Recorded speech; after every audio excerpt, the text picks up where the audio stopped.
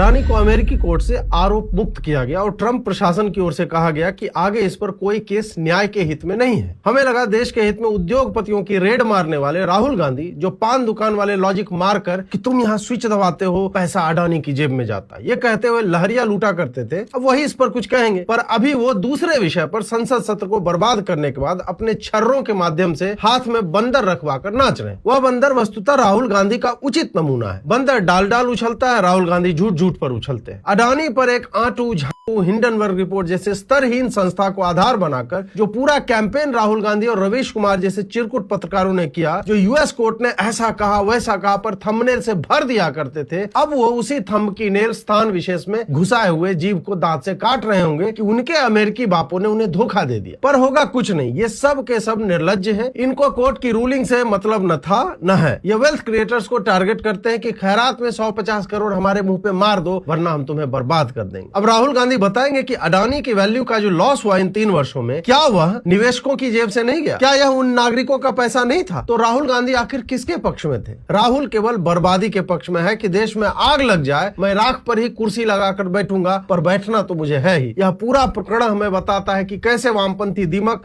Wealth creators और रोजगार सृजकों को तबाह होते हुए देखना चाहते हैं ताकि वो बाद में कह सके कि रोजगार है कहाँ, कहीं नहीं है। वहीं यूएस अपने Musk, Gates, Jobs, Ford, Zuckerberg आदि को सेलिब्रेट करता है क्योंकि वो दुनिया में अमेरिकी मूल्यों को स्थापित करते हैं और हमें यह बताया जाता है कि तुम्हारी जेब का पैसा अडानी चुरा रहा है, जबकि विकसित भारत के स्वप्न को साकार करने के लिए हमें एक नहीं 1000 अडानी चाहिए।